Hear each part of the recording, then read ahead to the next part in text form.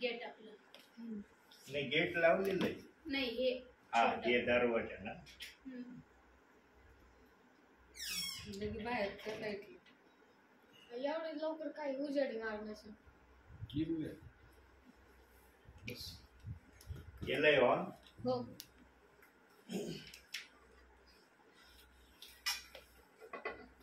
Praise the Lord. Hallelujah. प्रभूच्या नावाला धन्यवाद देऊया की प्रभूने पुन्हा एकदा आपल्या परिवाराची आठवण केलेली आहे. भक्तीची सुरुवात आपण प्रार्थनेने करू. सुरुवातीची प्रार्थना करा सिस्टर. जाना प्लीज वरती ठेव बास्केटवर. पवित्र पवित्र पवित्र सर्वशक्तिमान पिता परमेश्वर बाप्पा, आकाश आणि पृथ्वीच्या निर्माण करता माझे जिवंत परमेश्वरा, तुम्हाला धन्यवाद देते बाप्पा. अब्राहम इसाक याकोबच्या देवाला धन्यवाद देते. प्रभू येशूला धन्यवाद देते. पवित्र आत्म्याला धन्यवाद देते. पवित्र आत्म्याचं स्वागत करते परमेश्वरा. या घरात प्रार्थनेची विधी बांधत आहे बाप्पा. या विधीवर तुमची उपस्थिती असू दे बाप्पा. खरोखर तुझ्या दासाचं तू येणं आशीर्वादित केलं परमेश्वर बाप्पा. त्यांच्या मुखाद्वारे तू बोल बाप्पा. आजचं वचन आमच्या परिवारासाठी कार्यगत होऊ दे प्रभू येशूच्या नावात पिता परमेश्वर बाप्पा. सर्वशक्तिमान पिता परमेश्वर बाप्पा, खरोखर वचनच आम्हाला बंधनमुक्त करणार आहे बाप्पा. त्या वचनावर विश्वास ठेवतो परमेश्वर पित्या. हे सर्वशक्तिमान पिता परमेश्वर बाप्पा, तुझा आदर सन्मान गौरव तुला देतो परमेश्वर बाप्पा. खरोखर बाप्पा प्रार्थना ही खरोखर सुबुद्धी ज्ञान देणारे आरोग्य देणारे आहे बाप्पा. आणि आमच्या प्रत्येकाच्या अंतःकरणाला तू स्पर्श कर परमेश्वर पित्या. जिवंत परमेश्वर बाप्पा, आम्ही सर्वजण तुझ्या चरणाजवळ समर्पित होतो परमेश्वर बाप्पा. आणि आम्हा सर्वांवर तुझा आशीष पाठव बाप्पा. प्रभू येशूच्या नावात प्रार्थना करते पित्या तू आई. आमेन. काढूया आपलं वचन. योहान शुभवर्तमान 5वा अध्याय 40वा वचन.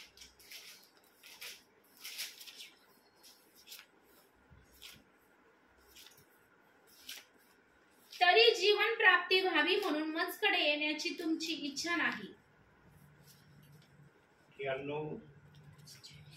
तुम्ही जीवन मिळविण्यासाठी माझ्याकडे येण्यास इच्छित नाही. पंडिता रमाबाईच्या भाषांतरामधून याच वचनाला अतिशय सुंदररित्या लिहिलं. म्हणून आजचं वचन पंडिता रमाबाईच्या आहे आपल्याकडे. बायबल वाचू का? आहे आपल्याकडे. नाही, एवढंच एक वचन मी लिहिलेलं आहे. बाकीचे वचन सर्व आपल्या ओवीच्या बायबलचे आहेत. प्रियांनो, देव आजही आणि देव येण्यापर्यंतही सर्वांना देवाने आपल्याकडे येण्याचं आमंत्रण दिलेलं आहे. पण हे आमंत्रण देव बाप्पाचं अशा तऱ्हेचं आमंत्रण आहे की त्या आमंत्रणाप्रमाणे आम्हाला आपल्या जीवनामध्ये चालावं लागेल. आणि जे कुणी या आमंत्रणाला स्वीकारतील त्याला पवित्र आत्मा दिला जातो. आणि पवित्र आत्माच मग आम्हाला पुढच्या गोष्टी शिकवतो. त्यांनो, जे प्रभूमध्ये राहून प्रभूच्या इच्छेप्रमाणे करत नाही ना, त्यांना तर सुवर्ण संधी शेवटची आहे की त्यांनी आपलं जीवन प्रभूमध्ये व्यवस्थित करावं. प्रियांनो, आता बहुसंख्य ऐकायला येतं का? क्वचित कुठंतरी ऐकायला येऊ राहिले, अजूनही येऊ राहिले. असं काही बंद झालेलं नाही. क्वचित कोणाच्या तरी जीवनात देव बाप्पाने कार्य केलं, साक्ष त्यांची झाली, ते युट्यूबला आपण पाहतो, क्वचित दिसतं. पूर्वी ज्या प्रकारे प्रभूच्या राज्यामध्ये विश्वासणारे येत होते तशी प्रक्रिया आता या समयात राहिलेली नाही. का राहिली नाही? त्या काळात प्रभू होता, या काळात प्रभू नाहीये.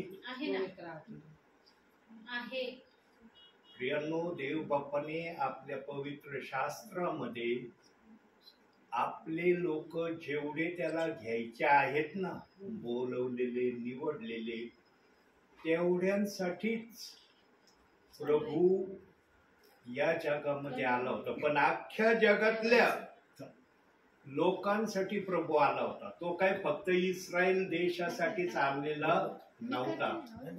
फक्त इस्रायल देशच त्यामध्ये सम्मिलित आहे असं देव बाप्पाने कुठंही वचनामध्ये सांगितलं नाही. तो सर्व जगाचा तारणारा म्हणून या जगात त्या परमेश्वराने त्याला पाठवलं होतं.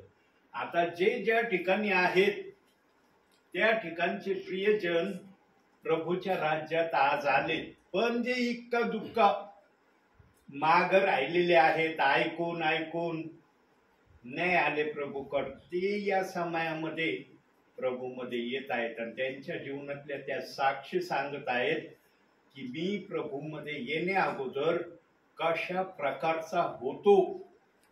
आणि काही जणांच्या ते इतक्या साक्षी प्रभावी आहेत प्रियांनो, ऐकल्यावर खरंच वाटतं आमचा प्रभू काय महान आहे. कोणत्या विश्वासणाऱ्यांना देवबाप आपल्या राज्यात घेण्याची तयारी दाखवतो.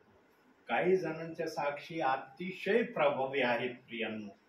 परंतु जे पूर्वी प्रभूचं कार्य चाललं होतं ते कार्य अंतिम समयात होऊ नाही राहिलं. का नाही होऊ राहिलं?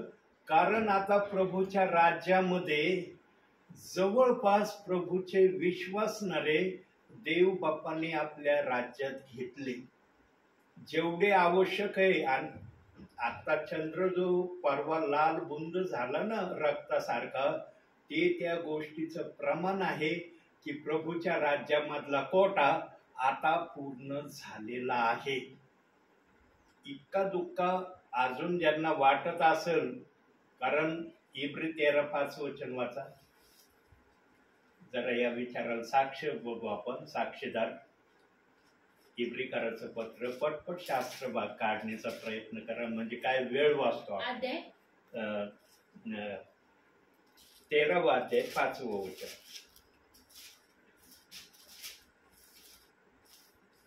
तुमची वागणूक द्रव्य लोभाविरहित असावी, जवळ आहे तेवढ्याने तुम्ही तृप्त असावे, कारण त्याने स्वतः म्हटले आहे, मी तुला सोडणारच नाहीच व तुला टाकणारच नाही. यास्तव आम्ही धैर्याने म्हणतो, परमेश्वर माझा सहाय्य करता आहे, मी भिणार नाही. मनुष्य माझे काय करणार? बस, जे स्वखुशीने प्रभूकडे येत आहे ना, प्रभू त्यांना आज आपल्या राज्यात घेण्याची तो तयारी दाखवतोय. प्रभू आता जबरदस्ती पूर्वी करत नव्हता, आताही जबरदस्ती करत नाही की माझ्या राज्यात याच म्हणून. पण देवाचं वचन तर सांगते ना, प्रत्येक गुडघा हा टेकला जाईल आणि प्रत्येक गुडघा कोणता टेकला जाईल? ज्या गुडघ्याला देव बाप्पाने टेकण्याची आज्ञा दिली, म्हणजे निवडलेले. देवाने जर आख्या बघा, ऐकून घ्या, देवाचं वचन ना समजणं महत्वाचं आहे. वचनात लिहिलंय ना, प्रत्येक गुडघा टेकला जाईल. कोणता गुडघा टेकला जाईल? ज्या गुडघ्याला देव बाप्पाने टेकण्याची आज्ञा दिली तो टेकला जाणार आहे. सगळे जर असते तर अख्खं जग मग प्रभू मध्ये असत. आहे का सगळे आज प्रभू मध्ये? नाही.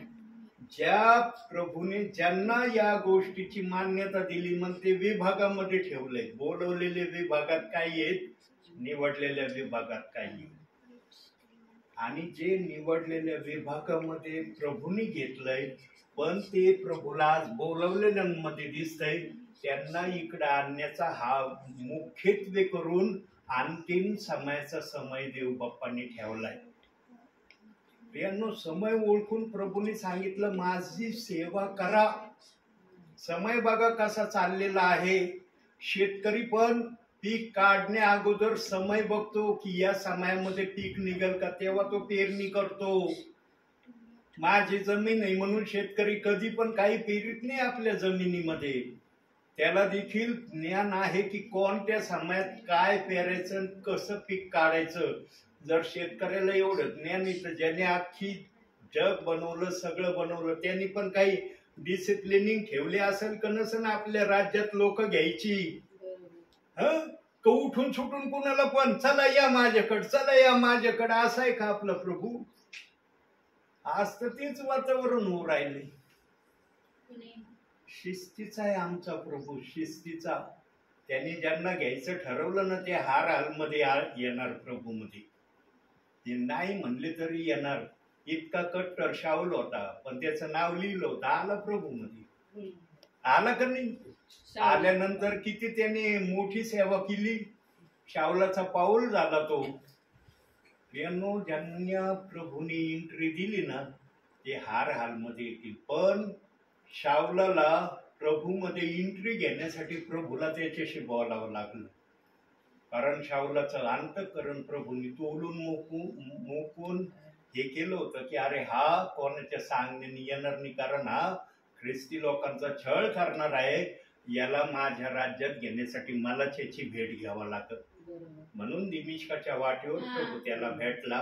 डोळे आणि त्याचे जेव्हा उजळे. शाऊल म्हणला प्रभू तू कोण आहेस, हम्म. तेव्हा येशू म्हणला ज्या येशूचा तू छळ करतोस तोच मी आहे. हम्म. हे वाक्य ऐकताच शाऊल खाली पाडला.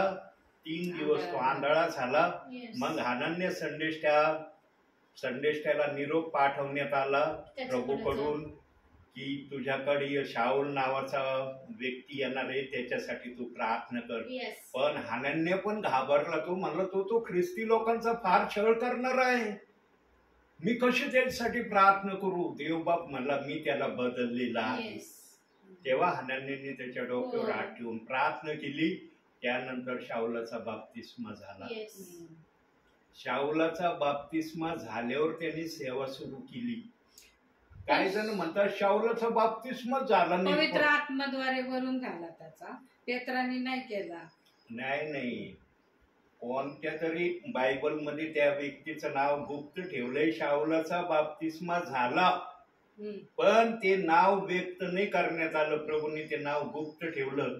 देव बाप बाप्तिस्मा झाल्याशिवाय कोणालाही आपल्या राज्याची परवा. आत्मे राज्यात आणण्याची परवानगी देत नाही. सुवार्थ सांगण्याचं काम कुणी करतं. हम्म. सुवार्थ कोणालाही सांगता येते. बिगर बाप्तिस्मेवाल्याला पण सुवार्थ सांगण्याचा अधिकार आहे. पण देवाच्या राज्यामध्ये एंट्री जर कोणाची करून घ्यायची असली ना, त्या सेवकाचा बाप्तिस्मा झालेला असलाच पाहिजे. बरोबर. देव आपल्या वाचनाची डिसिप्लिनिंग कधी तोडीत नाही. हम्म. नाव नाही तिथं दाखवण्यात आलं शाऊलाचा बाप्तिस्मा देणारीच, पण त्याचा बाप्तिस्मा झालेला आहे. हम्म. प्रियांनो, जर आम्हाला देवामध्ये सुरक्षित राहायचं असेल आणि देवामध्ये चालायचं असेल तर प्रामुख्याने 3 गोष्टी मननामध्ये देव बाप्पाने मला दाखवल्या. आणि ज्या 3 गोष्टी मननामध्ये देव बाप्पाने मला दाखवल्या त्याच गोष्टी मी माझ्या संदेशामध्ये लिहिलेल्या आहेत. तर पहिली गोष्ट काढूया आपण. आम्हाला देवापासून दूर न जाण्यासाठी आम्ही काय केलं पाहिजे. योहान शुभवर्तमान 5वा अध्याय 41वे वचन.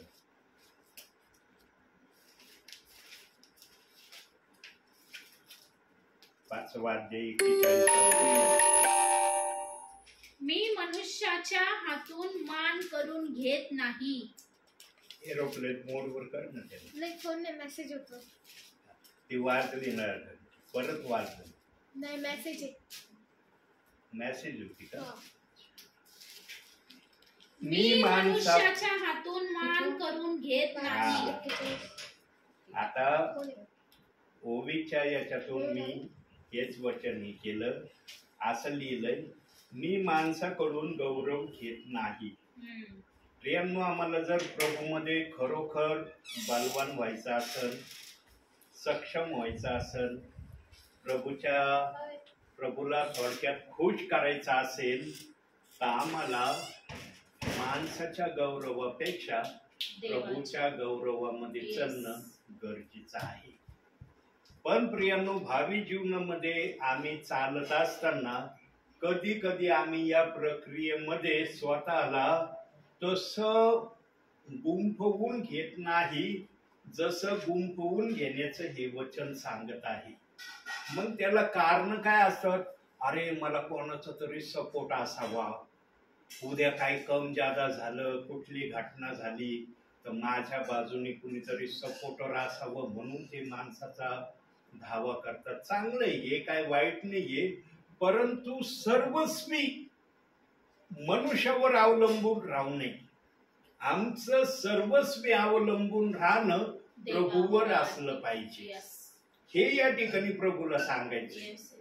जर आम्ही मनुष्यावर मनुष्याचे देवाणघेवाणीमध्ये जर आपल्या स्वतःला ठेवलं नाही प्रियानो, भावी जीवनात किती काही संकट येतात, अडचणी येतात, समस्या येतात, निरनिराळ्या गोष्टी आमच्या समोर येतात. त्यावेळेला आम्हाला हेच मनुष्य आधार देणारे पण बनतात.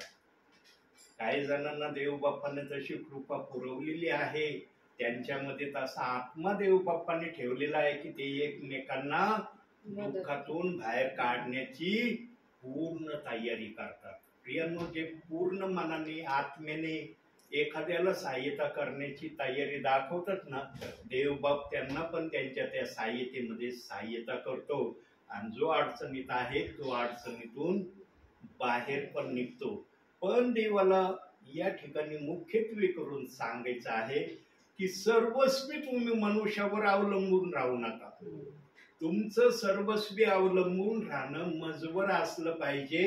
हे या वचनातून प्रामुख्याने देव बाप्पाला आपल्या प्रियजनांना कळवायचं आहे. दुसरी गोष्ट, स्तोत्र संहिता 119:15. बघा तिथं दुसरी गोष्ट काय म्हणतोय प्रभू.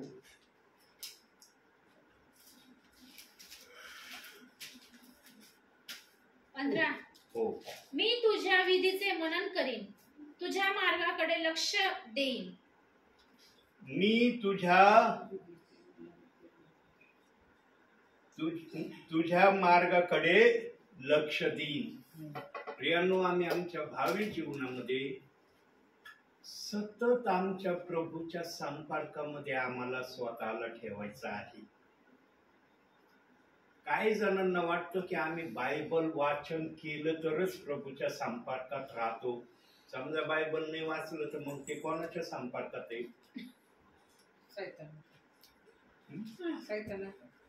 प्रियांनो, जी जिभेने येशू प्रभू आहे हे कबूल केलं ना, त्या घटकेपासूनच प्रभू आणि तो विश्वासणारा एकमेकाच्या संपर्कात आहे. पण बायबल आम्हाला वाचण्याची देव बाप्पांनी काय इच्छा दर्शवली? कारण बायबल मध्ये ज्या गुपित बुद्धीचे ठेवे ठेवलेले आहेत ना, हे आम्हाला वाचण्याच्या द्वारे कळतात. आणि ते गुपित ठेवे पवित्र आत्मा आपल्या आत्म्याने आपल्याला कळवतो. प्रियांनो, प्रभूच्या आत्म्याने आम्हाला वाचनाचं गुप्त गोष्टी सांगितल्याशिवाय आमच्या बुद्धीला आकलन होणं शक्य नाही. कुणीही आपल्या बुद्धीने देवाच्या वचनाला आपल्या जीवनामध्ये समजून घेण्याचा प्रयत्न करू नये. 1-2 वाक्य फक्त तुम्हाला वाचनाचे तुमच्या बुद्धीने ठरवता येतील, पण पवित्र आत्मा त्याच वचनातून किती गोष्टी सांगू शकतो ना, हे पवित्र आत्म्यालाच माहित आहे. तो एका वचनातून 5-5 घंटे संदेश देण्याची पवित्र आत्म्याजवळ कुवत आहे. यापेक्षा अधिकही वेळ तो बोलू शकतो एका वचनातून. काय जण आज म्हणतात, एका वचनातून किती बोलणार आहे तो, आणि काय एका वचनातून सांगता येणार आहे? एक वचन सांगायचं, संदेश सुरू करायचं, काय ते वचन त्यांचं असणार आहे? पवित्र आत्मा संभव करून दाखवणार आहे. फक्त पवित्र आत्मा त्या सेवकाबरोबर असला ना, सर्व काही शक्य आहे. जर कोणाबरोबर पवित्र आत्मा नाही ना, त्याने किती पण संदेश आपल्या वहीत लिहून आणलेला असणार ना, बुद्धी तेवढा संदेश त्याला सांगू देणार नाही जेवढं त्यांनी तयार केलेला आहे. मी खूप अनुभवलंय. ट्रिनिटीची सेवा करत असताना कितीतरी मोठाले संदेश मी वचनासहित लिहायचो, पण जेव्हा वचन शेअर करायला जायचो मी घरामध्ये किंवा चर्चमध्ये पुलपेटला, तेव्हा मला अनुभव आला की देव बाप तेवढं वचनातून बोलत नाही जेवढं मी लिखाण केलेलं आहे. वेगळ्याच गोष्टी पवित्र आत्मा कधी कधी माझ्या मुखातून बोलायचा, आणि मी जेव्हा म्हणायचो, अरे हे तर मी लिहिलेच नाही, हे वचन तर माझ्या वहीमध्ये नाही, हे कसं काय माझ्या मुखातून निघत आहे? पवित्र आत्मा ज्याच्या बरोबर आहे, पवित्र आत्मा कधी बोलणाऱ्याचं ऐकत नाही बर का. पवित्र आत्मा बोलणाऱ्याला म्हणतो मी सांगतो ते सांगतो. म्हणून आम्ही सर्वस्वी पवित्र आत्म्याच्या अधीन राहणं गरजेचं आहे. त्याचं जर आम्ही ऐकलं तर आमच्याकडून प्रभावीरित्या प्रभू आपला संदेश विश्वासणाऱ्यांना कळविल. पण जर आपण पवित्र आत्म्याचं न ऐकता स्वतःच्या बुद्धीचाच वापर करायला लागलो ना, मग आपल्याला फारसं वचनातून बोलता येणार नाही. म्हणून हे वचन सांगतं, तुझ्या मार्गाकड लक्ष देईल. मग लक्ष देण्याचे 3 प्रकार आहे. पहिला प्रकार प्रार्थना आहे, दुसरा प्रकार बायबल वाचन आहे आणि तिसरा प्रकार आज्ञा पालन आहे. अख्खं बायबल या 3 गोष्टीवर अवलंबून आहे. जो कुणी या 3 गोष्टीला आपल्या जीवनामध्ये ठेवील ना प्रियांनो, तो विश्वासणारा कधीही प्रभूच्या राज्यापासून वेगळा होणार नाही. तो प्रभू बरोबर असणार आहे.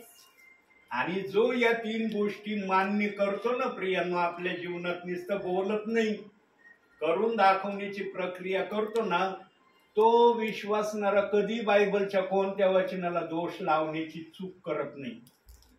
पवित्र आत्मा कधी त्याच्या मनाला अशी गोष्ट येऊ म्हणायला मजबूर करत नाही की तू या वचनाला दोष लाव, या वचनाच्या विरोधात काही बोल.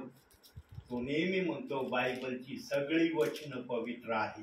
बघाच काय विश्वासणारे मला तोंडावर बोलले म्हणे, आम्ही प्रेषितांची कृत्य 2 अध्याय 38 वचन मानतो, ते देव बाप्पाचं आहे.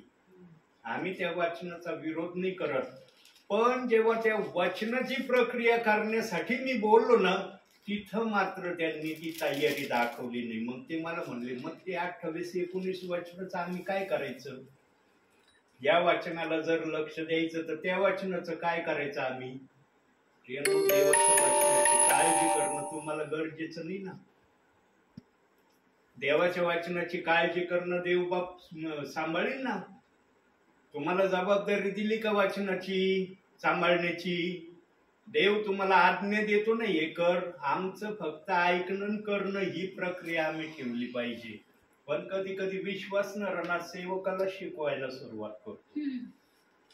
ब्रदर, तुम्ही इथं चुकता, तिथं चुकता, तुम्ही हे नाही करत, त्याच्यामुळं आम्हाला तुम्ही नापसंत आहात आणि लोक पण तुम्हाला नापसंत यामुळं करतात. वचनाची काळजी विश्वासणाऱ्याने सेवकाने कधी करू नये. पवित्र आत्मा आपल्या वचनाची काळजी घ्यायला, वचनाला सुरक्षित ठेवायला सक्षम आहे.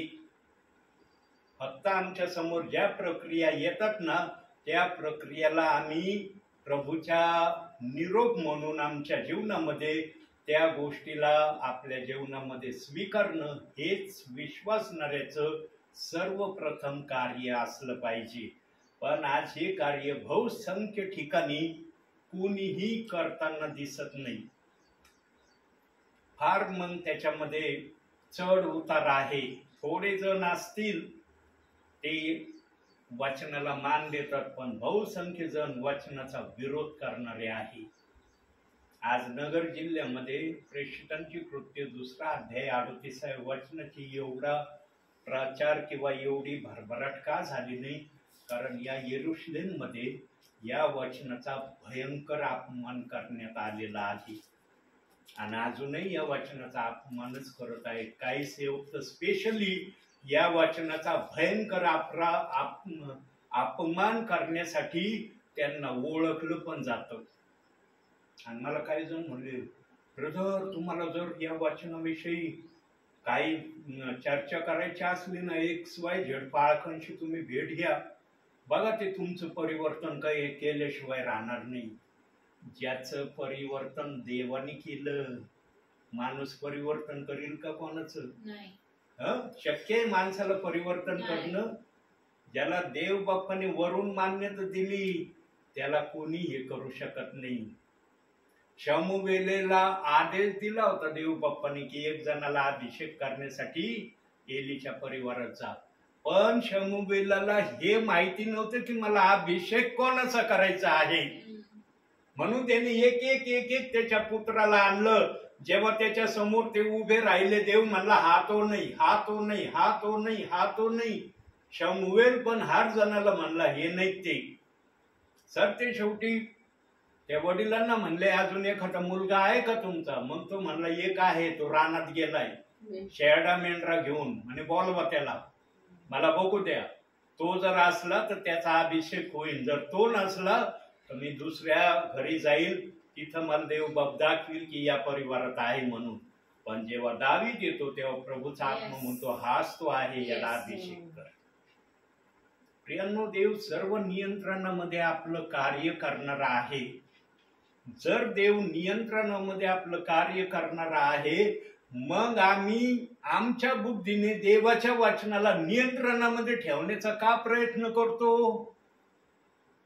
काय जण म्हणतात बायबलमध्ये ना ब्रदर प्रेषितांची कृत्य 2 अध्याय 38 वचन नसतं ना, काहीच जगामध्ये गडबडी झाली नसती.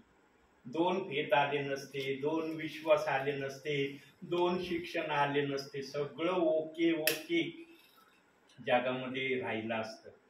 प्रियांनो, देवाने 2 वचनं त्याच्या गौरवासाठी ठेवले, आणि त्याने ते गौरवासाठी कसे ठेवले ते पण प्रगट केले. ज्यांना प्रगट झाले ते आज सेवेला येत आहे. जसं मी आलोय आज, मला दाखवलंय देव बाप्पाने की हे वचन का बायबलमध्ये ठेवलंय. आडात असलं तर पावरेत येतं, आडात नाही ना पावरेत येणार नाही. देव बाप रिकाम्या आड्यावाल्याला कधीच नाही म्हणत जा सेवा करायला. ज्याच्या आडात 30% का होईना असेल ना, त्याला म्हणतो जा तिथं मी सहाय्यता करीन तुला.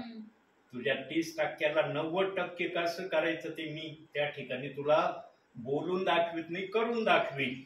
म्हणून माझ्या वहीमध्ये अगदी मोजकी वचन मी लिहिलेत, पण देव बाप बघा त्याच मोजक्या वचनातून निरनिराळ्या संदर्भातून निरनिराळ्या विचारातून आपल्याशी बोलत आहे.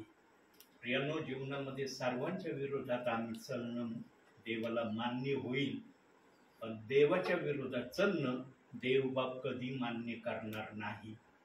आणि आज जे कोणी प्रेषित 2:38 वचनाच्या विरोधात आहेत, त्या वचनाच्या अपशब्दामध्ये आहेत, देवबाप त्या प्रियजनांवर खुश असेल का? नाही.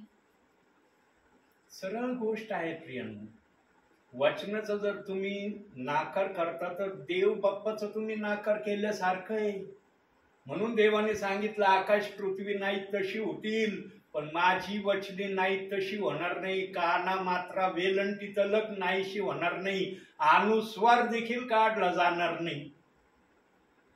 आज एक वचनाला दोष लावणं साधी प्रक्रिया नाही प्रियांनो. आज सर्वांना सहज चाललंय, काय नाही आम्ही त्या वचनाचा विरोध करतो, काय आम्हाला फरक नाही पडत, आमच्या जीवनात काही प्रॉब्लेम नाही, काही अडचणी नाही.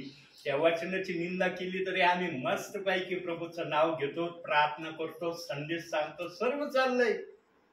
जर आम्ही त्या वचनाची निंदा करणारे देव बाप्पाने पाहिलेलं आहे, मग आमच्याकडून सेवा का होतय? पण त्यांना हे माहिती नाही की तुमची सेवा अग्नी समोर प्रभू ठेवणार आहे. प्रत्येकाची सेवा अग्नी समोर स्वर्गदूत ठेवणार आहेत. प्रत्येकाची, माझी सुद्धा सेवा अग्नी समोर ठेवली जाणार आहे. ज्यांची सेवा जळणार नाही त्यांचा फायदा आहे, आणि ज्यांचा फायदा होईल त्यांचा न्याय नाही. ज्यांची सेवा जळल देवबाप त्यांना विचारणा करील, तुझी सेवा का जळली बाबा? तू तर आयुष्यभर माझी सेवा केली, प्रामाणिक सेवा केली, घरोघरी सेवा केली, चर्चमध्ये सेवा केली, प्रामाणिकपणे माझा संदेश पण दिला, पण तुझी सेवा जळण्याचं कारण काय? तुझ्या बाजूच्याची सेवा नाही जळली, त्याची का नाही जळली, तुझी का जळली? तिथं फार अनुताप होईल, पश्चाताप येईल. अरे पृथ्वीवर मी ऐकलं असतं तर बरं झालं असतं. पृथ्वीवर फार सेवक गण विश्वासणारे प्रेषित 2:38 वचनाच्या प्रमाणावरचे सांगायचे, या वचनाला तुम्ही आपल्या जीवनात नाकारू नका, या वचनाच्या विरोधात तुम्ही काही बोलू नका. पण तिथं आम्ही ऐकण्याची प्रक्रिया नाही केली. आता या ठिकाणी आम्हाला दिसतंय की आमची सेवा प्रभूंनी जाळली अग्नीने. याचं कारण हे आहे की आम्ही बायबलच्या एका वचनाला दोष लावणारे होतो म्हणून आमची सेवा जाळाली. आज ज्याला त्याला वाटतं मला बक्षीस मिळणार आहे. प्रियांनो, ज्याची सेवा जळल ना तेवढाच एक जण वाचणार पण आहे असं वचनात सांगितलंय. बघा, बघूया आपण एकच वचनाचा पुरावा बघू. पहिले करंथीकर 3 अध्याय 15 वचन. बघा तो कसा वाचला जाणार आहे. पहिले करंथीकर 3 अध्याय 15 वचन. एकच वचन वाचा.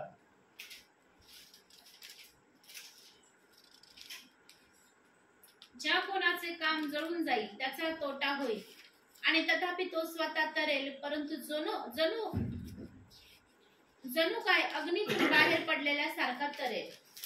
तो वाचेल पण त्याला अनुभव येईल जणू काय मी अग्नीतून बाहेर आल्यासारखं झालं. जसं शद्रक मेषक अबेदनगो अग्नीतून येशू ख्रिस्ताने त्यांना बाहेर काढलं, त्याप्रमाणे त्याची सेवा जरी जळाली पूर्ण आयुष्याची तरी तो अग्नीतून बाहेर निघाल्यासारखा स्वतःला अनुभवल्याशिवाय राहणार नाही. पण त्याचा बचाव होईल हे मात्र वचन या ठिकाणी सांगत आहे. त्याची सेवा जळाली तरी तो वाचणार आहे. का वाचणार आहे? कारण त्याने प्रभूसाठी सर्व केलं. आणि प्रभूचं वचन पहिले करंथीकर 15 अध्याय 58 वचन सांगतं, प्रभू मध्ये तुमचे श्रम व्यर्थ नाही. मग त्यांनी आयुष्यभर जे प्रभूसाठी श्रम केले, प्रार्थना केल्या, उपकार स्तुतीच्या प्रार्थना घेतल्या, वैयक्तिक प्रार्थना केल्या, स्तुती आराधनेची प्रार्थना केली, या सर्व गोष्टी जमीन धरल्या जाणार आहे म्हणून तो वाचला जाणार. न तर एखाद्याची सेवा जाळल्याबरोबर त्याचं पण नुकसान व्हायला पाहिजे ना. वचन जर सांगतं की त्याची सेवा जाळली म्हणजे त्याचं नुकसान होणार आहे, पण सेवकाचं नुकसान का नाही होत? कारण त्याने प्रभूसाठी आपलं आयुष्य जीवनभर खर्च केलं. म्हणून प्रभू म्हणतो तुझ्या या श्रमाचं तुला प्रतिफळ हे आहे, तुझी सेवा जाळली तरी तू वाचणार आहेस. यानो प्रभू योग्य त्या तऱ्हेचा न्याय करणारा आहे. पण तो सेवक प्रभूच्या दरबारात घेतला जाईल की अंगणात थांबेल हे आम्हाला वर गेल्यावर कळणार आहे. वचनामध्ये असं प्रावधान दाखवलेलं नाही. ज्याची सेवा जळणार आहे तो निवडलेल्यांमध्ये येईल का बोलवलेल्यांमध्येच राहील हे आम्हाला वरती कळणार आहे.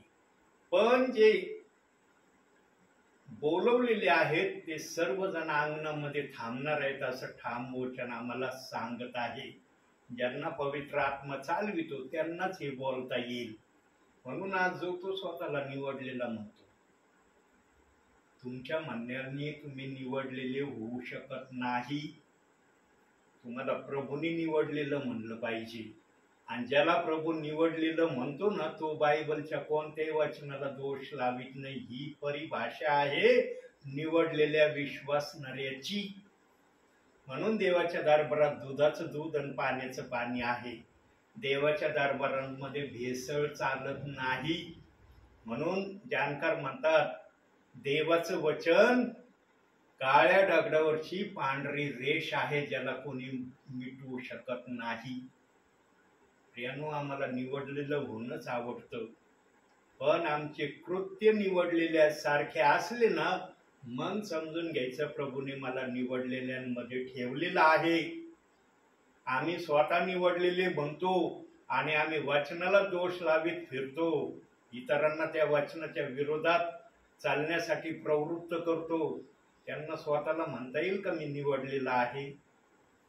देवबापांनी ताकीद देऊन सांगितलंय प्रगटीकरण 22 अध्याय 18-19 वचनात, माझ्या वचनाला दोष लावू नको, माझ्या वचनातून काही काढू नको, याच्यात काही घालू नको. काही जण आज वचन माहीत असूनही अशी प्रक्रिया करतात आणि छाती बडू बडू म्हणतात प्रभू आल्यावर पाहिलं मी स्वर्गात घेतला जाईल. खात्रीने तो पहिल्यांदा स्वर्गात घेतला जाणार नाही. कशाला उभा आहे पेत्र मग तिथं? तो रखवालदार स्वर्गाच्या दरवाजावर प्रभूने उभा केलाय. कशासाठी ठीक केलाय? आतमधलं कोणी काही चोरून नेणार होतं का म्हणून त्याला तिथं उभं केलंय. जे कोणी वचनाप्रमाणे पेत्राने सांगितलेल्या सुवार्तेप्रमाणे स्वतःला त्यांनी आपल्या जीवनाला घडविलं नाही, बनविलं नाही, देवाच्या आज्ञेमध्ये जाण्यासाठी स्वतःला समर्पित केलं नाही, तेवढ्यांनाच पेत्र अडविणार आहे. ज्यांनी सगळ्या प्रक्रिया पेत्राच्या सांगण्याप्रमाणे केले, पेत्र कधी त्यांना त्या विश्वासणाऱ्यांना अडवणार नाही, वेलकम म्हणून त्यांना आत सोडेल. ही वर प्रक्रिया होणार आहे, इथं नाही. इथं सांगितलं जातंय प्रियांनो, जसे संदेश ते प्रेषित सांगायचे त्या समयामध्ये प्रभूच्या आत्म्याच्या प्रेरणेने तीच काही कृपा प्रभूने सेवकांना पण अंतिम समयामध्ये प्रदान केलेली आहे. पण ज्यांना ही कृपा देव बाप्पाच्या आत्म्याने प्रदान केली तेच हे बोलू शकतात. ज्यांना पवित्र आत्मा आपल्या गोष्टी प्रगट करण्याची इच्छा ठेवीत नाही ना, गुप्त गोष्टी, ते कधीच हे बोलणार नाही की वरती काय होणार आहे. आता मी वरती गेलोय का? नाही. तुम्ही म्हणता का नाही पगारे वरती जाऊन आले म्हणून हे बोलतात? हो, त्यांनी ते पाहिलं म्हणून त्यांना हे बोलता येत आहे. म्हणता येईल का तुम्हाला असं? पण देवाचा आत्मा मला जे सांगतो ते मी बोलायला घाबरत नाही. प्रभूला ना निडर बोलणारे विश्वासणारे सेवक हवे आहे. डरपोक सेवकांविषयी बायबलमध्ये सांगितलंय. डरपोक विश्वासणारा सेवक प्रभूला अमान्य आहे. म्हणून आम्हाला भित्रेपणाचा देवाने आत्मा दिला नाही, सामर्थ्याचा, संयमाचा, प्रीतीचा आत्मा दिलाय. दुसरे तिमोथी 1 अध्याय 7व्या वचनात हे वचन दिलेलं आहे. प्रियांनो, तुम्ही तपासा आमच्या जवळ कोणता आत्मा आहे. सामर्थ्याचा आत्मा आहे का भीतीचा आत्मा आहे, दडपणाचा आत्मा आहे, संशयात टाकणारा आत्मा आहे, वचनाच्या विरोधात चालण्यासाठी आमच्यामध्ये नेहमी स्पर्धा करणारा आत्मा आहे? कोणता आत्मा आहे याचं परीक्षण करा. आत्मा कधी गलत काम करत नाही, आत्मा कधी गलत गोष्टीकडे घेऊन जात नाही. आत्मा जे करतो ना ते आशीर्वादाचं कार्य करतो. आत्मेजवळ ही परिभाषा आहे प्रियांनो. म्हणून स्वतःला तपासा, ओळखा, मी प्रभू मध्ये कसा चालत आहे. म्हणून ते वचन आलं, तुझ्या मार्गाकड मी लक्ष देईन. लक्ष देणं पण आत्म्याने आणि खरेपणानं असलं पाहिजे. टेम्पररी आमचं लक्ष प्रभूकडे देणं नसलं पाहिजे. प्रभूला कळतं कुणी टेम्पररी माझ्याकडे लक्ष दिलंय, कुणी आत्म्याने खरेपणाने लक्ष दिलंय. प्रभूला सांगायची गरज नसते. प्रभू आत्मा आणि मन तोडून पाहणारा आहे. याच्या आत्म्यात, याच्या हृदयात कोणत्या गोष्टी आहे. ज्याच्या हृदयात प्रभूला उंच करण्याची प्रक्रिया आहे ना, पवित्र आत्मा त्या ठिकाणी आपली वस्ती केल्याशिवाय राहत नाही. पण प्रभूला उंच करण्याची प्रक्रिया पाहिजे. आज जो तो स्वतःच उंच व्हायच्या प्रक्रियेमध्ये आहे. चढाओढ चालली आज काही ठिकाणी. नाही, तुझ्यापेक्षा मी श्रेष्ठ आहे, तू जरी फार वर्ष सेवेत आहे, मी आता जरी सेवेत उतरलोय ना, पण तुझ्यापेक्षा जास्त माझ्या जवळ आहे. तू एवढे वर्ष प्रभू मध्ये सेवा केली, तुझ्या जवळ ते नाही जे माझ्या जवळ आहे. आज हे कॉम्पिटिशन, ही स्पर्धा चालली प्रियांनो. कधीही देवामध्ये राहून स्पर्धेची सेवा आम्ही प्रभू मध्ये करू नये.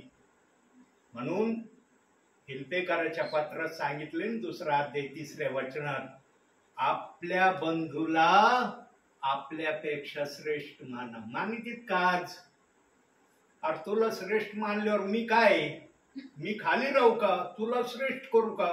नाही बाबा, हे जमणार नाही. मी श्रेष्ठ होतो, तू खाली राहा, हे मला मान्य. आज हे काहींच्या मनामध्ये येतो विचार. म्हणून चर्चमध्ये निरनिराळ्या गतविधी आज चालल्यात प्रियांनो. सेवकाला ऍपसेट केलं जातं, सेवकाच्या भावना दुखावल्या जातात. सेवकाला जो आनंद उत्साह असतो ना, त्याचा तो आनंद उत्साह त्याचा कमी केला जातोय. चाललंय प्रियांनो, जे चाललंय तेच पवित्र आत्मा बोलत आहे. आणि याच्या माग कारण काय आहे? मला उंच व्हायचंय. चर्च मध्ये जेवढे विश्वासणारे आहेत ना परिवार, ते सर्व देवाची प्रॉपर्टी आहे. ती कोणा पाळकाची प्रॉपर्टी नाही बरं का. अख्ख्या जगामधले जेवढे देवाचे सेवक आहे, ज्यांच्याजवळ जितकी पण मंडळी आहे, लाख असो, 5 लाख असो, 100 लाख असो, ते सर्व देवाची प्रॉपर्टी, कोणा पाळकाची प्रॉपर्टी नाही. पाळकाला फक्त सांभाळण्याची जबाबदारी दिली. जसा प्रभू आमचा मेंढपाळ आहे, तसं पाळकाला पण देव बाप्पाने मेंढपाळाची उपमा दिली की हे मेंढर तू सांभाळ, याच्यातून हरवलं नाही पाहिजे, याच्यातून कुणी जखमी पण राहिलं नाही पाहिजे. मग निरनिराळ्या काळजी घेण्याचे प्रकार दाखवले. म्हणून दाखल्यामध्ये पण त्या गोष्टी प्रभूने प्रगट केल्या. अर्धमेला एक जणाला मारून टाकतात रस्त्यामध्ये, 2 जण ओलांडून जातात त्याला, पण शोमरोन येतो, तो त्याची काळजी घेतो. दिलाय ना दाखल्यामध्ये. हे दाखले आम्हाला बोध आणि इशारे आहेत की चर्चमध्ये योग्य त्या तऱ्हेचं डिसिप्लिनिंग देवाच्या सेवकाने ठेवणं गरजेचं आहे. सर्वांकडे देवाच्या सेवकाची पाहण्याची दृष्टी एक समान असली पाहिजे. उच्च नीच नसलं पाहिजे. अरे हे फार माझ्या आवडीचे, हे माझ्या एवढ्या आवडीचे नाही.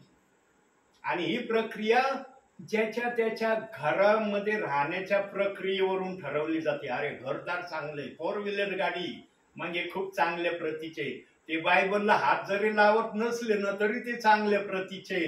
पण एखाद्याची परिस्थिती जेमतेम असली, ते बायबल मध्ये असले, बायबलच्या वचनाप्रमाणे चालत असेल, नाही नाही यांच्याजवळ काही नाही, हे हलक्या प्रतीचे. हे देवाकडून नाही, हे माणसाने ठरवलेली प्रक्रिया आहे. म्हणून योग्य मेंढपाळ देवबाप मेंढरांकरता या समयामध्ये सर्वांना देत आहे. योग्य मेंढपाळाला तो सांगतोय सर्वांवर एक समान प्रीती करायची, कमी जास्त प्रीती नाही करायची. हे फार मोठ्या प्रीतीचे, हे फार हलक्या प्रीतीचे. हे वातावरण जिकडं तिकडं मी अनुभवलंय. कोणत्या ठिकाणी मी हे वातावरण अनुभवलं नाही असं ठिकाणच नाही. आमच्या प्रीतीला ना संशयाची प्रीती देव बाप्पाने म्हटलं नाही पाहिजे. खरी प्रीती करणारे आहे सेवक पण, विश्वासणारे पण, हे देव बाप्पाने म्हटलं पाहिजे. पण आज बहुसंख्य जण विश्वासणाऱ्याकडून या ऐकण्यासाठी ताणलेले भुकेलेले झालेत. यांनी म्हणावं खरंच हे प्रीती करणारे सेवक आहेत, खरंच हे काळजी घेणारे सेवक आहेत बरं का. हेच उद्गार देव बाप्पाने जर सेवकासाठी उद्गारले ना, त्या सेवकाची सेवा अतिशय आशीर्वादित झाल्याशिवाय राहणार नाही. आणि भावी जीवनामध्ये एक विश्वासणारा जर तुम्ही देवाच्या राज्यात आणला ना, देवाने तुम्हाला निवडलं ना, ती प्रक्रिया तुम्ही पूर्ण केली. पण तुम्ही भावी जीवनामध्ये एक विश्वासणारा देवाच्या राज्यात आणला नाही, वरती देवबाप हिशोब विचारणार आहे. तुला निवडलं होतं कशासाठी? तुला एवढं वर्ष आयुष्य मी पृथ्वीवर दिलं होतं कशासाठी? तुला सगळ्या तुझ्या गरजा मी वेळोवेळी भागवित होतो कशासाठी? तिथं सगळा विचारणा होणार आहे. आणि तिथं आत्मा खोटं नाही बोलणार बर का. इथं पळवाट काढती बुद्धी आपल्या बचावासाठी, आपला अभिमान राखण्यासाठी. कोणत्या वाटेने जातील, कोणत्या वाटेने आपली सुरक्षितता निश्चित करती. वरती तसं नाही होणार. वरती दुधाचं दूध आणि पाण्याचं पाणीच. नाही केलं ना, का नाही केलं? काय अडचण होती करायला? कोणती गोष्ट आडवी येत होती चांगल्या गोष्टी करण्यासाठी? मग आत्मा सांगन काय सांगायचं ती. ज्याच्या त्याच्या शरीरामध्ये आत्मा आहे. म्हणता येईल ना सिस्टर तुमच्या शरीरात आत्मा आहे? तुम्ही म्हणू शकता का नाही माझ्या शरीरात आत्मा नाही ब्रदर, त्यामुळे माझ्या शरीरातला आत्मा प्रभूच्या दरबारात नाही बोलणार काही? म्हणता येईल कोणाला?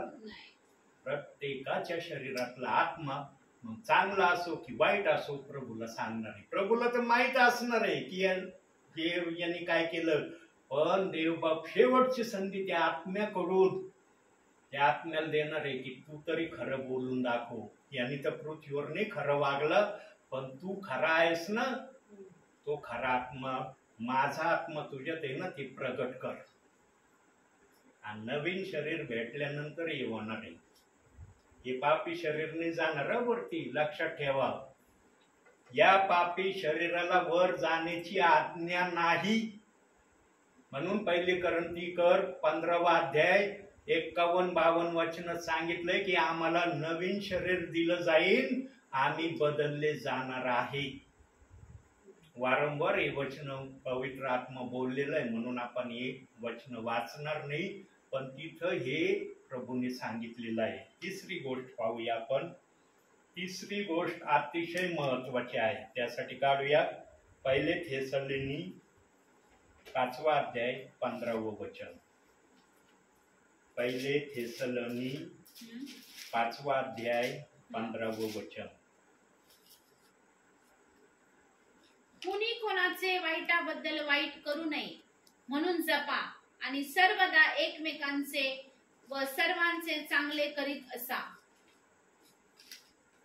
हालेलुया. प्रियांनो, जो विश्वासणारा, जो सेवक वाचलेल्या वचनाप्रमाणे आपल्या भावी जीवनामध्ये सतत या प्रक्रिया करण्याच्या परिस्थितीमध्ये स्वतःला ठेवतो ना प्रियांनो, तो विश्वासणारा, तो सेवक या पृथ्वीवर तर भावी जीवनामध्ये आशीर्वादित आहेच आहे, पण वरती गेल्यानंतर तो बक्षिसाचा प्रमुख हकदार आहे. Yes, amen.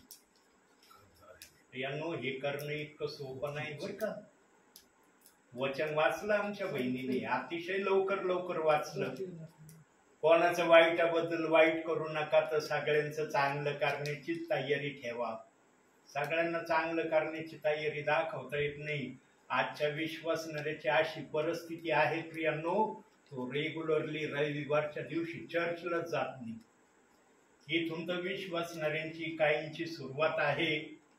जो रेग्युलरली चर्चला जात नाही प्रियांनो, त्याला या प्रक्रिया करता येतील का? नाही. चर्चला जाणं सर्वात महत्वाचं आहे.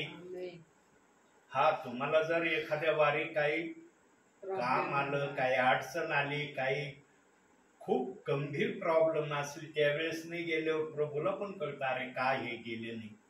पण जाणून बुजून चर्चला न जाणं हे फार धोक्याचं आहे. काही जण का जात नाही माहिती का?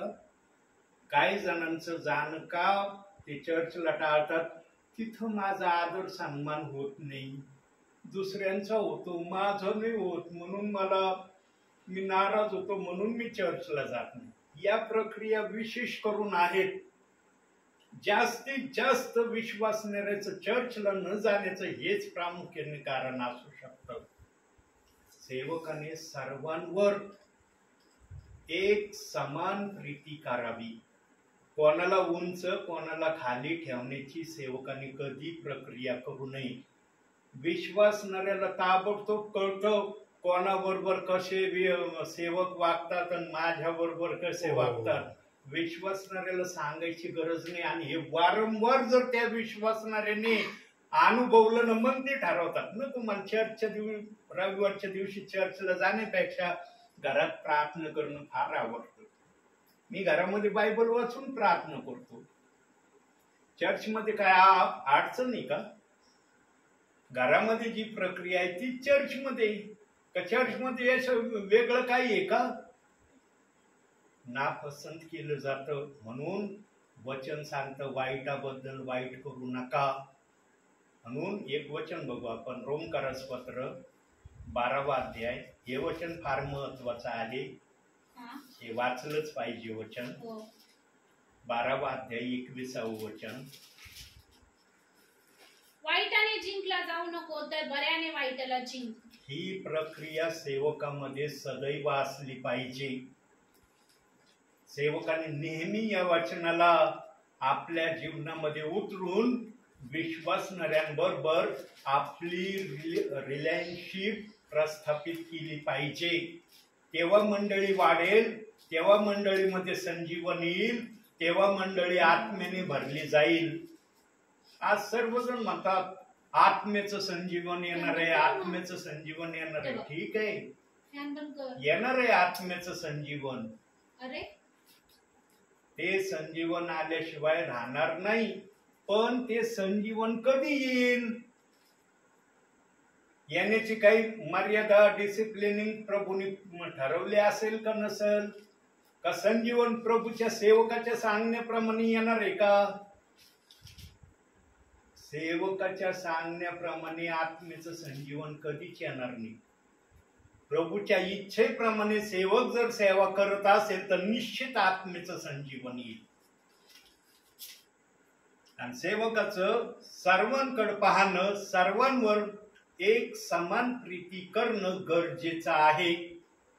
चढ उतार नसला पाहिजे सेवकाच्या जीवनात. यांच्यावर फार प्रेम, यांच्यावर कमी प्रेम, ही प्रक्रिया सेवकाच्या डिक्शनरी मध्येच नसली पाहिजे. बघा, प्रत्येक वेळेला देवबाप काही ना काही माझ्या मुखातून असं काही बोलत आहे जे मी ठरवित नाही. मननामध्ये हा विचार नव्हता बरं का माझ्या. मनन जे मी केलं ना आज दुपारी संदेश तयार करताना, हा विचार जो तुम्ही ऐकत आहात, हा विचार मननामध्ये देव बाप्पाने मला दाखवला नाही. तुम्हाला प्रामाणिकपणे सांगतो, देव बाप अंतिम समयामध्ये सर्वांना योग्य बनवण्याची अपेक्षा करतात. देव बाप कोणाला अयोग्यरित्या आपल्या नावामध्ये ठेवण्याच्या बाजूने नाही.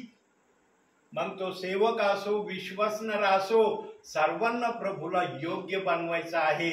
म्हणून मत्ते 5:48 मध्ये सांगितलेलं आहे, जसा तुमचा स्वर्गीय पिता पूर्ण आहे तसे तुम्ही पूर्ण व्हा. Yes, hallelujah. आम्हाला पूर्ण व्हायचंय प्रियांनो.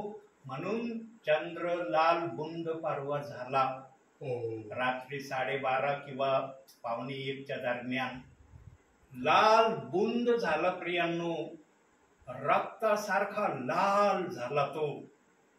आम्ही किती काही चंद्रग्रहण पाहिले प्रियांनो, पण जे परवाचं चंद्रग्रहण झालं ना, ते या गोष्टीचा बोध आणि इशारा देव बाप्पांनी दाखवलाय की आता मी लवकर येण्याच्या तयारीत आहे. तुम्हाला वाटणार नाही त्याच घटनेस मी तुम्हाला घेऊन जाण्यासाठी आता येणार आहे. जागृत राहा. आता जागृत राहण्याचा समय आहे बर का. आता काय जण नाही ना, प्रभूला यायला वेळ आहे, 2030 प्रभू येणार आहे. काही जणांनी केलेत भविष्याने 2030 प्रभूचं आगमन होणार आहे. 2020 झालं ना. प्रियांनो, प्रभू कोणत्याही समयाला येणार आहे. आलं का लक्षामध्ये? प्रभू कोणत्याही समयाला येणार आहे. तो मनुष्याच्या सांगण्याने कधीही आपल्या विश्वासणाऱ्यांना घेऊन जाण्यासाठी येणार नाही. विश्वासणारा जर सांगणं प्रभू जर तसा आला तर मग प्रभूचं वचन जे सांगतं की मी चोरासारखा तुम्हाला घेऊन जाण्यासाठी येईल, ते वचन पूर्ण होईल का? नाही. कितीतरी 2000 सालापासून मी ऐकतोय. पहिलं ऐकलं होतं मी 2000 साली प्रभू येणार आहे आपल्या प्रियजनांना घेऊन जाण्यासाठी. म्हणणार बापरे, 2000 साल आपल्या जीवनाचं शेवटचं वर्ष आहे पृथ्वीवर राहण्याचं. पण 25वं वर्ष चाललंय, अजूनही प्रभू आलेला नाही. प्रभू कोणाच्या सांगण्याने येणार नाही याचं ते प्रमाण आहे. तिसरी गोष्ट पाहूया. तिसऱ्या गोष्टीमध्ये आपण जे पाहिलं की चांगले करण्याचं आपण प्रयत्न केला पाहिजे. आता याचे 2 मुद्दे, शेवटचे 2 मुद्दे मी ठेवलेत आणि ते 2-2 मिनिटाचे, ते फार वेळाचे मुद्दे नाहीत. आणि ते मुद्दे वचनातून आहेत की आम्हाला जर देवाच्या इच्छेप्रमाणे चालण्याचं बनायचं असेल तर 2 गोष्टी आमच्या जीवनामध्ये आम्ही सतत ठेवल्या पाहिजे. कोणत्या 2? पहिली गोष्ट काढूया आपण त्यातली. योहानकृत शुभवर्तमान 10वा अध्याय 3रं वचन. 2 मिनिटं या वचनावर बोलणार, थांबणार नाही. येस. 10. 3. त्याला द्वार उघडितो. मेंढरे त्याची वाणी ऐकतात. तो आपल्या मेंढरांस ज्याच्या त्याच्या नावाने हाक मारतो व त्यांस बाहेर नेतो. प्रियांनो, मेंढरांनी नेहमी मेंढपाळाच्या संपर्कात राहावं हे वचनाचा आशय आणि मुद्दा आहे. मेंढरांनी कधीही स्वतःच्या इच्छेवर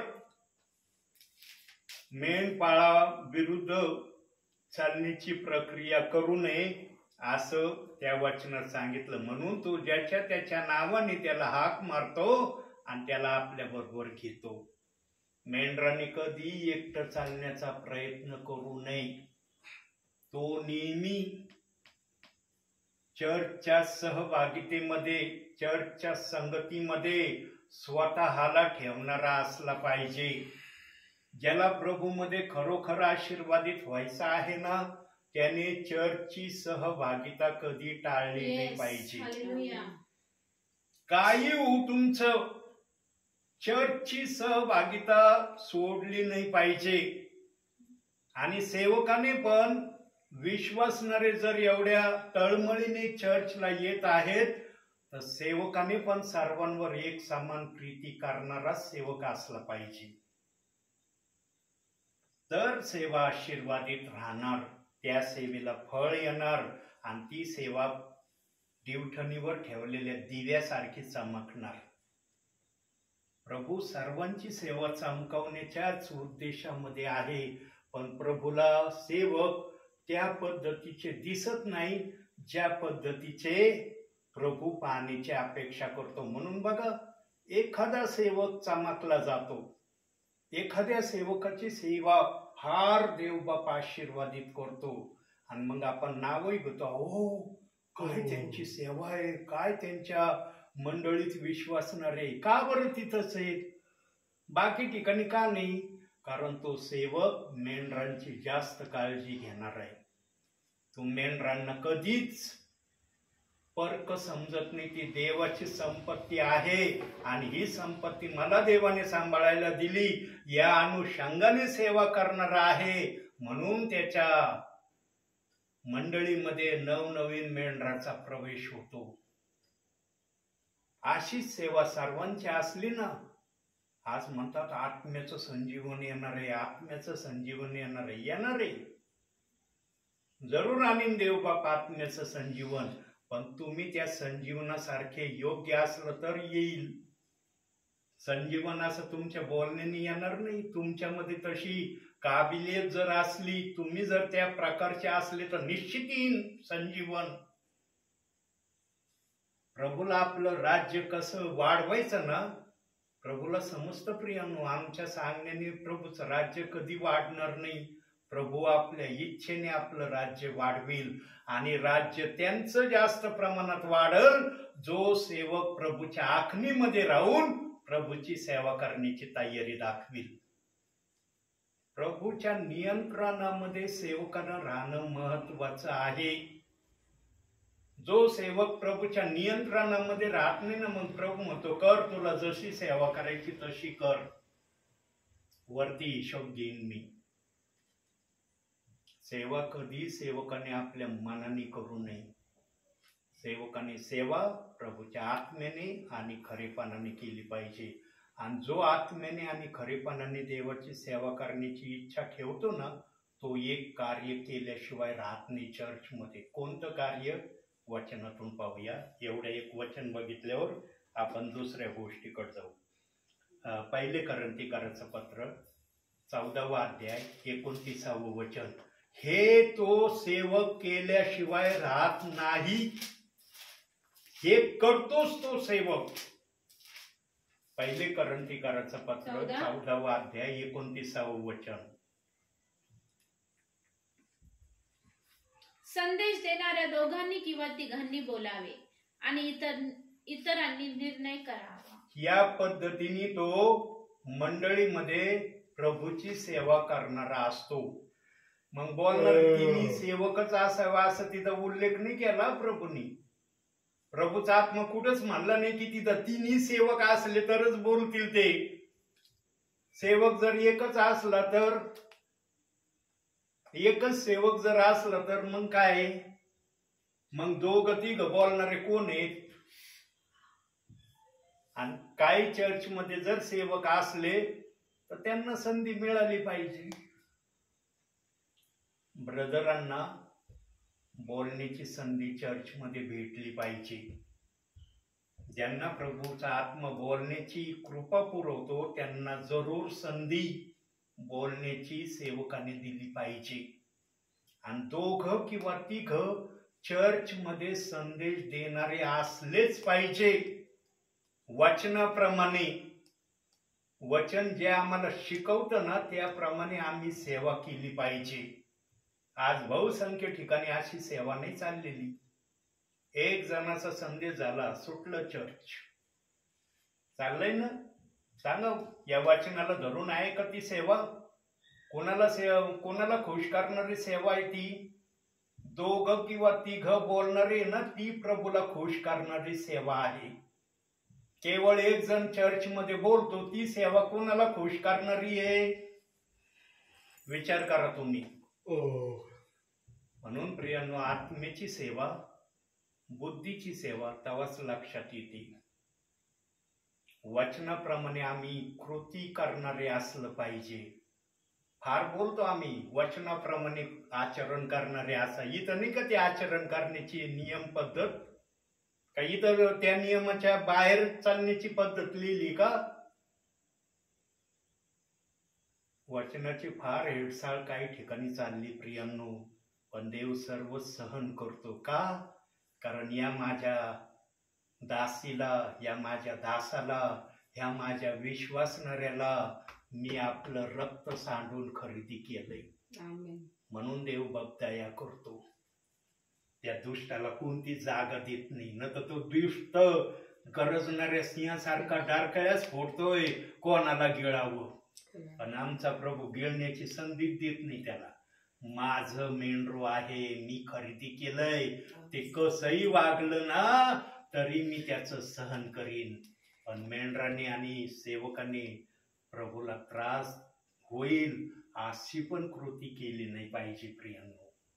वचन पवित्र आत्मा बोलायला लागलं ना, पवित्र आत्मा निरनिराळ्या प्रकारातून बोलण्याची त्याची कुवत आहे. पण देवबाप वेळेकडे पण लक्ष ठेवतो.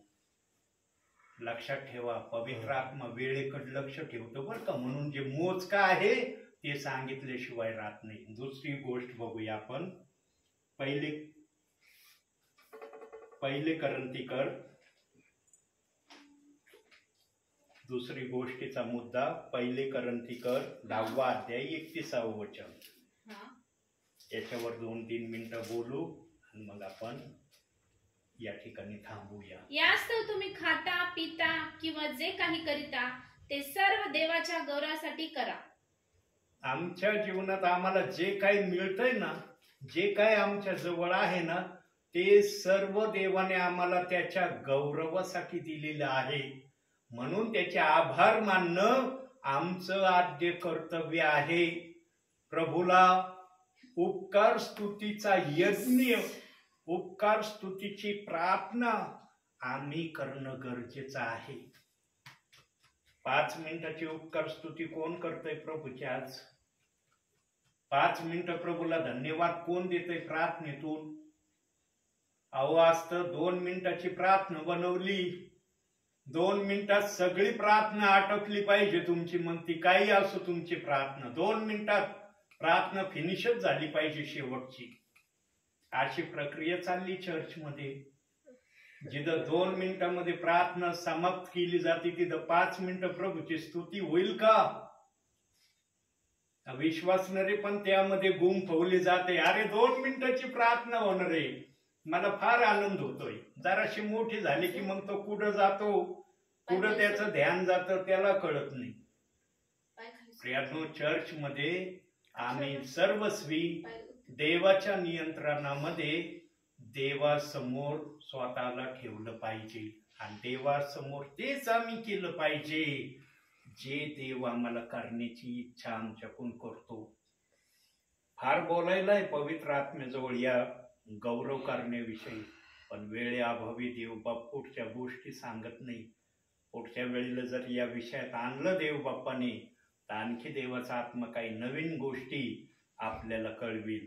शेवटी एक वचन बघूया, मग मी या ठिकाणी थांबतो. आता याच्यावर मी बोलणार नाही, फक्त वचन वाचायचे, डोळे बंद करायचे. इर्माया 11वा अध्याय 4थं वचन. 11वा अध्याय 4थं वचन. वचन वाचा, डोळे बंद करा. इर्मया 11वा अध्याय 4थं वचन.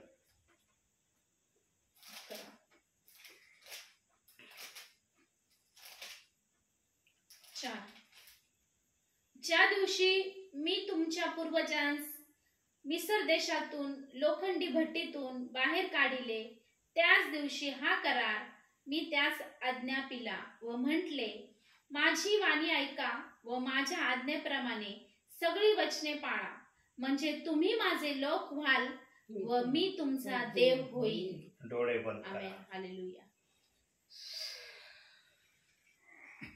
काही सेकंद आपण शांत राहूया प्रियांनो, मनाला आपल्या स्थिर करूया प्रियांनो, आणि मग आपण शेवटची प्रार्थना करणार आहोत.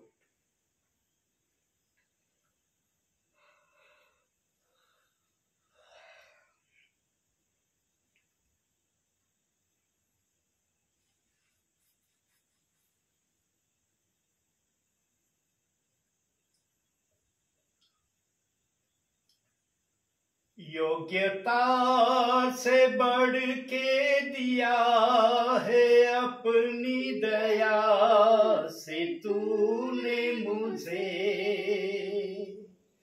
योग्यता से बढ़ के दिया है अपनी दया से तूने मुझे, मांगने से ज्यादा मिला मुझे, आभारी हूँ प्रभु मैं, मांगने से ज्यादा मिला मुझे, आभारी हूँ प्रभु मैं, धन्यवाद के साथ स्तुति गाऊंगा, यीशु मेरे खुदा, उपकार है तेरे बेशुमार, कोटि कोटि स्तुति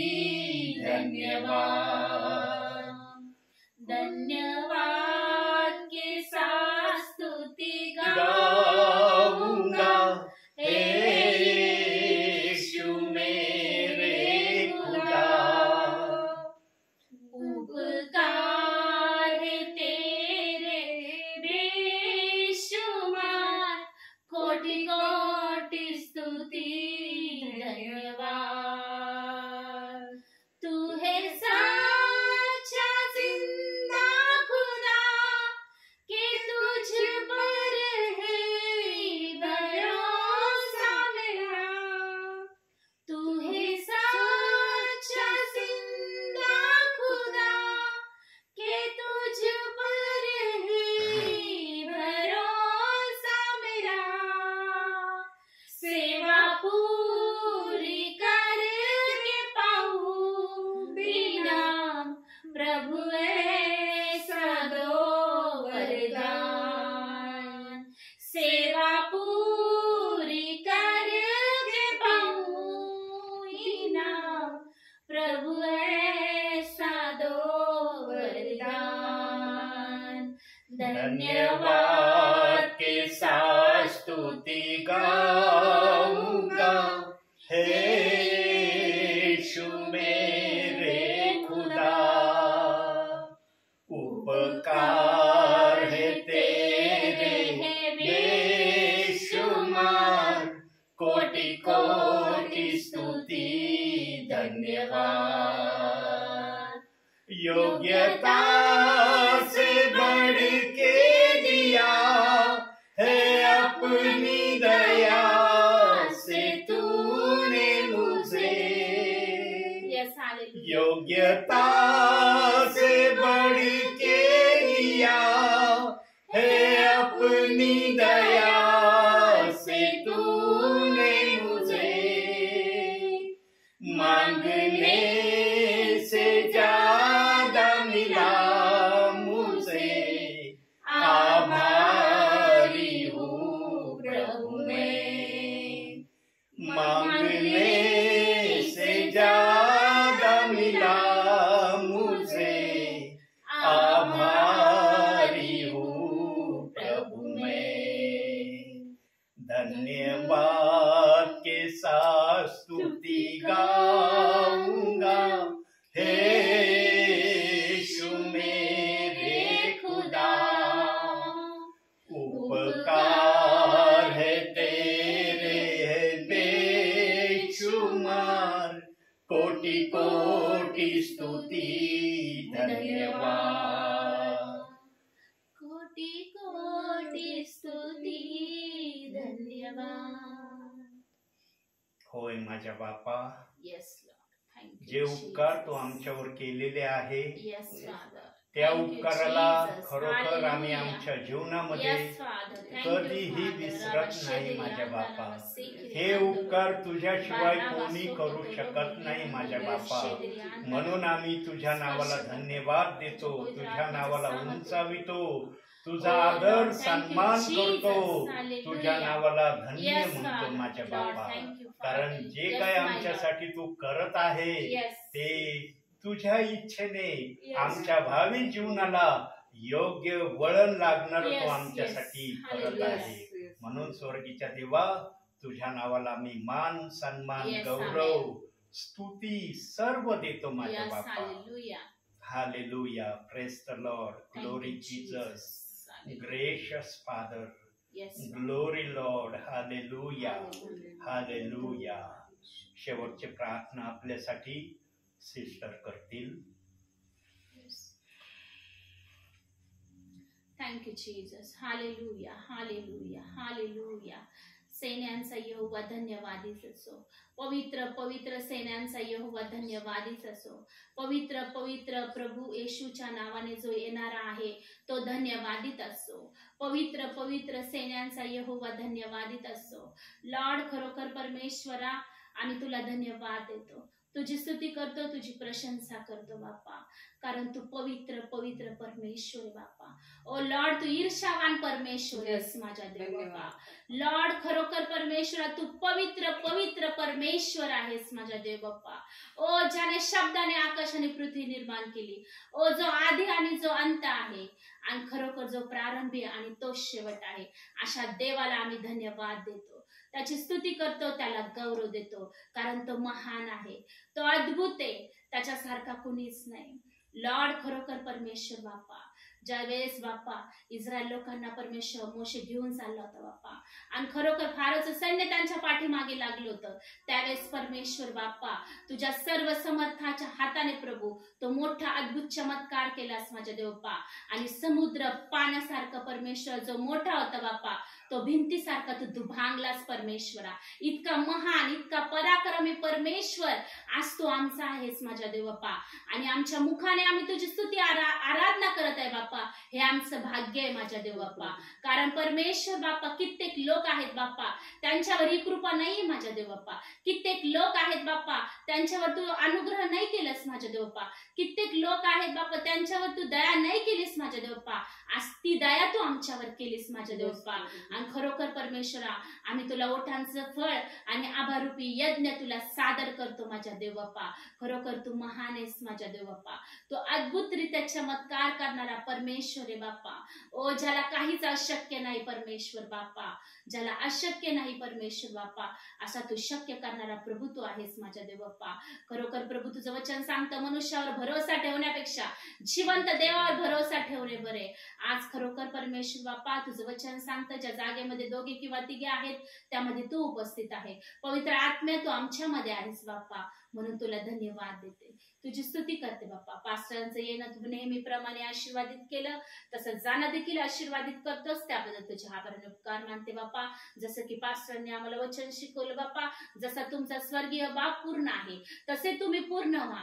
आणि आज खरोखर परमेश्वर बाप्पा, जे वचन त्यांनी आम्हाला सांगितले प्रभू, त्या वचनाप्रमाणे आचरण करण्यासाठी परमेश्वरा तो आम्हाला ज्ञान दे, बुद्धी दे बाप्पा, आणि तुझ्या मार्गात आम्हाला घेऊन चल माझ्या देव बाप्पा. लॉर्ड खरोखर बाप्पा, जो वचनाकडे लक्ष लावतो त्याचे कल्याण होतं असं तुझं वचन सांगतं प्रभू. आता आम्ही तुझ्या वचनाकडे लक्ष लावणारे आहोत माझ्या देव बाप्पा, आणि तुझं वचनाचं दिवस आणि रात्र मनन करण्यासाठी परमेश्वरा आम्हाला ते ज्ञान, ती बुद्धी आणि खरोखर बाप्पा त्या मार्गात तो आम्हाला घेऊन चल माझ्या देव बाप्पा. खरोखर परमेश्वर बाप्पा, आज पास्टरने सांगितलं बाप्पा की 3 गोष्टी माझ्या देव बाप्पा: प्रार्थना, वचन वाचणे आणि आज्ञा पालन. आणि जो व्यक्ती असं करतो परमेश्वरा, तोच देवाच्या राज्यामध्ये जाईल बाप्पा. आणि खरोखर परमेश्वरा बाप्पा, आज आम्हाला तुझ्या खरोखर बाप्पा करुणेमध्ये, कृपेमध्ये, तुझ्या अनुग्रहामध्ये घेऊन चल माझ्या देव बाप्पा.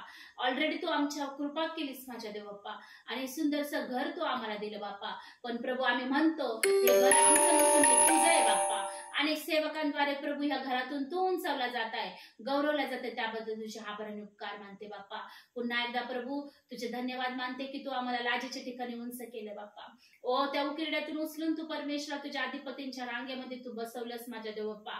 आणि खरोखर बाप्पा आमचं दुःख तू आनंदामध्ये बदललंस बाप्पा. आम्ही पूर्ण कसबे परिवार मिळून प्रभू तुझ्या नावाला धन्यवाद देतो, तुझी स्तुती करतो बाप्पा. आजच्या वचनाद्वारे प्रभू तू आम्हाला आशीर्वादित केलंस बाप्पा, त्याबद्दल तुला धन्यवाद देते, तुझी स्तुती करते. पास्टरांना दीर्घ आयुष्य दे, चांगली तब्येत दे बाप्पा. अनेक संदेशाद्वारे प्रभू परमेश्वर बाप्पा त्यांना खरोखर बाप्पा तुझं सामर्थ्य पुरव, तुझे ज्ञान, तुझी बुद्धी, तुझी कृपा त्यांच्यावर अधिक आणि अधिक कर माझ्या देव बाप्पा. जेणेकरून बाप्पा ज्या जागेमध्ये ज्या वचनाची गरज आहे बाप्पा, ज्या गोष्टीची गरज आहे बाप्पा, त्यांच्या मुखाद्वारे तू बोल माझ्या देव बाप्पा, आणि त्यांच्याद्वारे तू उंचावल्या जा आणि गौरवल्या जा बाप्पा. कारण प्रभू आम्ही केवळ माती आहोत माझ्या देव बाप्पा, आमची काही लायकी नाही, पात्रता नाही बाप्पा. पण आज खरोखर बाप्पा तू आम्हाला तुझ्या रक्ताने विकत घेतलं बाप्पा, आणि पात्रतेचं बनवलंस परमेश्वर बाप्पा. म्हणून तुला धन्यवाद देते, तुझी स्तुती करते, तुला गौरव देते बाप्पा. इथे बसल्यावर प्रत्येकावर तुझा आशीर्वाद पाठव. पप्पांचं येणं आशीर्वादित केलं बाप्पा, तसंच जाणं देखील आशीर्वादित कर प्रभू. त्यांना आरोग्याने भर, तुझं दीर्घ आयुष्य, चांगली तब्येत त्यांच्यासाठी स्वीकारतो माझ्या देव बाप्पा. आणि खरोखर प्रभू त्यांना देखील बाप्पा या वयामध्ये परमेश्वर बाप्पा तू सांभाळतोस, तुझ्या आभार उपकार मानते बाप्पा. त्यांच्या मनातील इच्छा, आकांक्षा तू पूर्ण कर परमेश्वर बाप्पा. प्रभू जे काही माझ्या मामाचा मुलगा हॉस्पिटलमध्ये ऍडमिट आहे बाप्पा, खरोखर प्रभू आम्ही नाचलेत का येशूच्या नावामध्ये, त्याच्यामध्ये तुझं जीवन स्वीकारतो माझ्या देव बाप्पा. प्रभू शैतान हा घात करण्यासाठी, नाश करण्यासाठी आलाय, पण तू जीवन देण्यासाठी आलाय परमेश्वर बाप्पा. आज त्याच्यासाठी तुझं बहुतायत का जीवन आम्ही स्वीकारतो माझ्या देव बाप्पा. लॉर्ड खरोखर बाप्पा, जे डॉक्टरांनी अशक्य सांगितले बाप्पा, पण आम्हाला माहिती तू अशक्य गोष्टीला शक्य करणार आहेस माझ्या देव बाप्पा. प्रभू डॉक्टर जरी म्हटले गॅरंटी नाही, पण तुझ्यामध्ये गॅरंटी बाप्पा, तुझ्या नावामध्ये गॅरंटी बाप्पा, आणि ती येशूच्या नावामध्ये ती गॅरंटी आम्ही रिसीव्ह करतो माझ्या देव बाप्पा. प्रभू त्याला तुझा स्पर्श कर माझ्या देव बाप्पा, तुझं सामर्थ्य त्याच्या शरीरामध्ये वाहू दे बाप्पा. अनेक आजार असतील बाप्पा, अनेक कॉम्प्लिकेटेड कंडिशन असेल बाप्पा, पण प्रभू तुला अशक्य असं काहीच नाही. तू मरणातून जीवनात बदलणारा परमेश्वर बाप्पा. आज त्याच्यासाठी आम्ही मरण नाहीसं करून तुझं जीवन स्वीकारतो माझ्या देव बाप्पा. तू त्याला स्पर्श केलात, आणि खरोखर बाप्पा मोठी साक्ष त्याच्या जीवनामध्ये तू घडून आणलीस, त्याबद्दल तुला धन्यवाद देते, तुझी स्तुती करते, तुला गौरव देते. सर्व प्रार्थना आमचा धन्य तारणार प्रभू श्री ख्रिस्ताच्या गोड आणि अतिप्रिय नावात मागते, म्हणून पित्या तू ऐक. हे आमच्या स्वर्गीय बाप्पा, तुझे नाव पवित्र मानले जाऊ, तुझेच राज्य हो, जसे स्वर्गात तसे पृथ्वीवर, तुझ्याच इच्छेप्रमाणे हो. आमची दररोजची भाकर असतो आम्हास दे, आणि जसे आम्ही आमचे ऋणी आम्हास सोडिले आहे, तसेच तू आमचे ऋणी आम्हास सोड, आणि आम्हाला परीक्षेत आणू नको, पण वाईटापासून सोड. कारण की राज्य, सामर्थ्य आणि गौरव ही सर्व काळ तुझीच आहे. आमेन. प्रभू येशू रक्त की जय, प्रभू येशू रक्त की जय, प्रभू येशूच्याच रक्ताचा जय जयकार असतो. आमेन, आमेन, आमेन. ए महिमा, महिमा झोपली काय? त्याच्यात आवाज